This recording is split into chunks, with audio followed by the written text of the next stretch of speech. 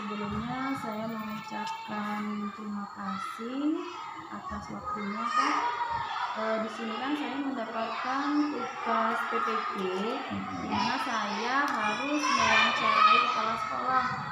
Jadi saya kan sudah mengidentifikasi masalah yang terdapat di kelas saya. Di sini saya ingin bertanya menurut pendapat Bapak atas identifikasi permasalahan yang saya temukan. Yang pertama itu Pak, apa penyebab rendahnya motivasi belajar siswa? Jadi menurut Bapak penyebab ataupun faktor dari rendahnya motivasi belajar siswa itu apa?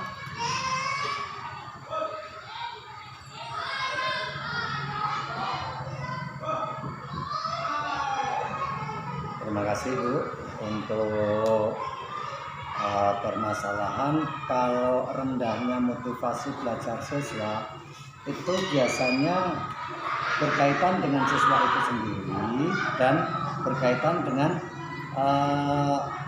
penyampaian yang disampaikan oleh guru. Mohon maaf karena sejauh pengamatan saya ini guru dalam penguasaan pembelajarannya itu sering bersifat monoton, kemudian pengembangan dalam metodenya dan sebagainya ini masih kurang meluas, sehingga anak itu hanya mengenal tentang belajar mereka itu seolah-olah ini terus dalam kesehariannya hanya itu saja. Itu yang pertama. Kemudian yang kedua, dari minat anak itu sendiri terkadang mohon maaf ini dari pihak keluarga yang ada di rumah memberikan motivasi kepada anak itu sebatas yang penting kamu sekolah.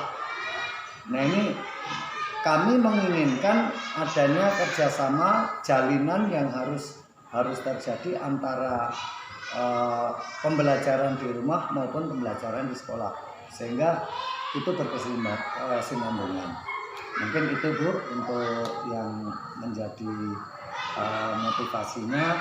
Kita harus memberikan mereka bahwasanya belajar itu wajib sifatnya. Kemudian kita guru selalu belajar juga untuk mengembangkan pembelajaran yang lebih menarik. Kemudian Pak, yang kedua itu adalah mengapa siswa sulit memahami pelajaran matematika? Jadi artinya kesulitan siswa dalam memahami pelajaran matematika itu apa? Faktornya karena apa?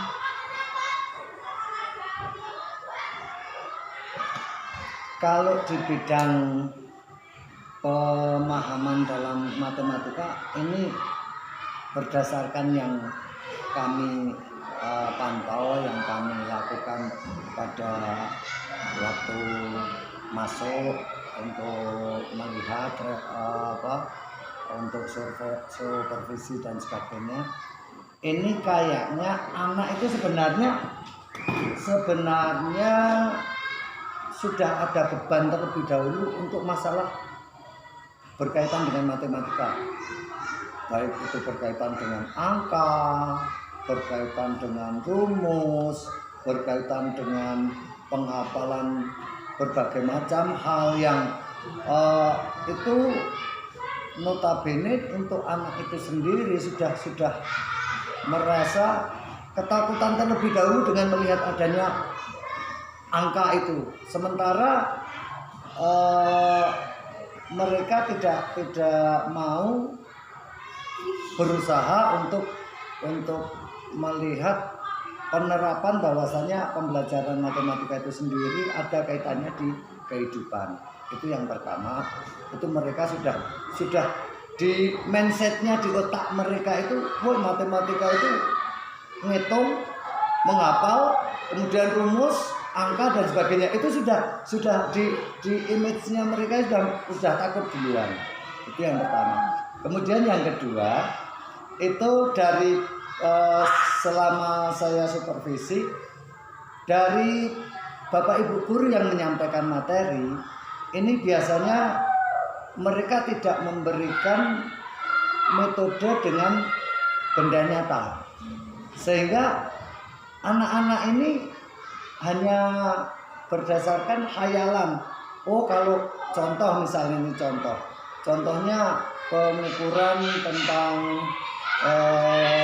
statistik misal, mereka hanya membayangkan oh kalau jumlah sekian kemudian harus dirubah menjadi data di dalam tabel, kemudian diaplikasikan ke dalam apa namanya itu yang itu diagram. Nah ini mereka hanya berangan saja. Sementara kalau mereka itu sebenarnya diajak untuk secara real, secara nyata, ini loh nak yang dimaksud, begini loh nak yang dimaksud, itu mungkin mereka akan tertarik.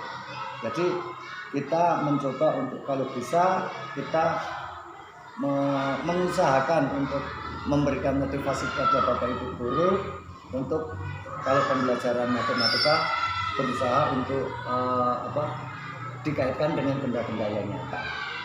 Itu ada lagi. Kemudian mengapa sebagian besar siswa itu menggunakan waktu belajarnya hanya di sekolah saja, di rumah itu enggak? Ya. Nah kalau yang ini ini ada kaitannya yang pertama tadi Bu, karena kesinambungan pembelajaran anak ini antara pihak sekolah dengan pihak wali murid, orang tua pada khususnya ini kurang nyambung, karena mohon maaf mayoritas untuk wilayah Subanjaya ini orang tua dari siswa-siswa kami ini bisa dikatakan pekerjaan tani, buruh dan mengandalkan kegiatan yang di luar, sehingga terkadang mereka hanya diberikan bekal makan, disiapkan sangu, bekal uang, tapi tidak dikontrol untuk masalah pencapaian pembelajaran anak-anaknya. Ini kurangnya perhatian dari orang tua yang tadi pertama tadi saya sebutkan, kurangnya perhatian dari orang tua. Kemudian yang kedua, mereka ini mulai dari waktu adanya COVID ini kan sudah diajari untuk mengenal tentang gadget. Nah, ternyata pengaruh gadget ini berpengaruh sekali dalam pembelajaran mereka. Jadi mereka lebih banyak mengenal, setelah mengenal gadget itu mereka lebih dominan untuk senang bermain gadget daripada belajar. Ini dari pantauan yang kami lakukan. Yang jelas untuk Dewan Guru sebenarnya sudah tidak kurang-kurang dalam memberikan tugas PR, tugas kelompok belajar dan sebagainya. Tapi karena kurangnya perhatian di rumah, di keluarga itu sendiri, sehingga anak itu untuk belajar sendiri di rumah ini hanya kalau ada tugas dan kalau ada kelompok belajar yang memang itu hanya beberapa orang saja. Itu yang sering kami lakukan dalam pengecekan, pemantauan di rumah seperti itu. Mungkin itu ada lagi? Yang selanjutnya itu Pak, mengapa kemampuan siswa dalam membuat daftar pertanyaan pada pelajaran bahasa Indonesia itu susah? Oh, kalau yang ini sebenarnya secara pribadi dalam menangani keadaan siswa saya kurang paham secara mendetail, tapi secara garis besar Bu, ini kurangnya perbendaharaan kata dari siswa itu sendiri dalam merangkai suatu kalimat. Kemudian mereka lebih menggunakan bahasa ibu, karena kemampuan berkomunikasinya kebiasaan dengan menggunakan bahasa ibu atau bahasa daerahnya.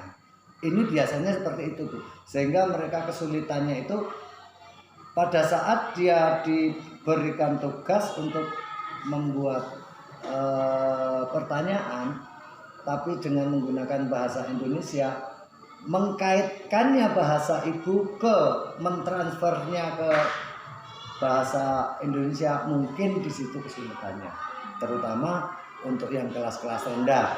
Mungkin kalau yang kelas 5, kelas 6 mungkin tidak terlalu, tapi untuk yang kelas 4, kelas 3, kelas 2, apalagi kelas 1, ini sangat-sangat tergantung dengan bahasa ibu.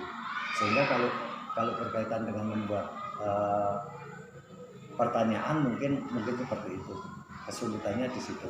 Nah, ini malah kami mohon izin untuk titip, kalau bisa dari kesekian yang kita amati, yang kita lakukan, ini kalau bisa ada perubahan untuk para dewan guru dalam memberikan materi kepada putra-putri kami, siswa-siswa kita, sehingga siswa-siswa kita itu bukan hanya belajar sebatas belajar, setelah itu tidak ada penerapan, tapi kalau bisa ya pembelajarannya diterapkan dengan kehidupan dan dikaitkan dengan yang keadaan di masyarakat. Itu mungkin yang bisa kami lakukan seperti itu.